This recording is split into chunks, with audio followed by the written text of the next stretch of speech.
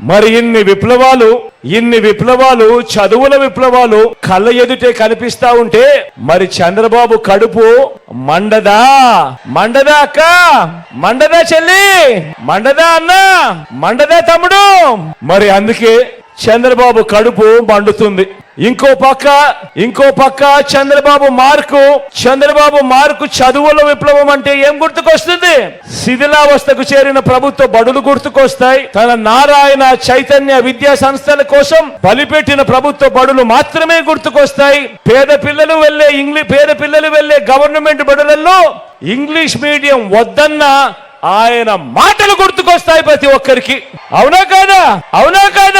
వైద్య రంగాన్ని చూసిన ఈ 58 నెలల కాలంలో గతంలో ఎప్పుడూ జరగని విధంగా, రాష్ట్రంలో ఎప్పుడూ చూడని విధంగా ఏకంగా పేదవాడికి తోడుగా ఉంటూ ఏకంగా ఆరోగ్యశ్రీని 1000 ప్రొసీజర్ల నుంచి 3300 ప్రొసీజర్లకు విస్తరించడమే కాకుండా ఏకంగా 25 లక్షల దాకా ఆరోగ్యశ్రీ కార్డు జోబీలో ఉంటే ఏకంగా పేదవాడికి 25 లక్షల దాకా ఉచితంగా వైద్యం ఇస్తా ఉన్న పరిస్థితిలో కేవలం మీ బిడ్డ పాలనలోనే, మీ జగన్ పాలనలోనే ఆరోగ్యశ్రీయే కాదు, ఆపరేషన్ అయిపోయిన తర్వాత ఆ రెస్ట్ పీరియడ్ లో కూడా ఆ పేదవాడు ఇబ్బంది పడకుండా ఆరోగ్య ఆసరా కింద ఆ పేదవాడిని ఆదుకుంటా ఉన్న పరిస్థితులు కూడా, ఆ స్కీములు కూడా మీ బిడ్డ పాలనలోనే.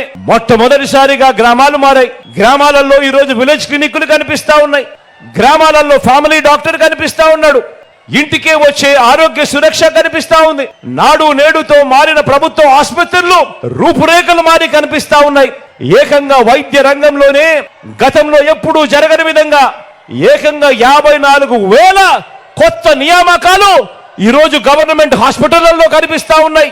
కొత్తగా కని విని ఎరగని విధంగా కొత్తగా మరో 17 కొత్త మెడికల్ కాలేజీలు ఈ రోజు వేగంగా నిర్మాణంలో ఉన్నాయి. ఇవన్నీ జరిగింది ఎప్పుడు? ఇవన్నీ చేసిందెవరక్క? చేసిందెవరన్నా? మరి చంద్రబాబు కడుపు మండదా అని అంటా ఉన్నా. మండదా అన్నా?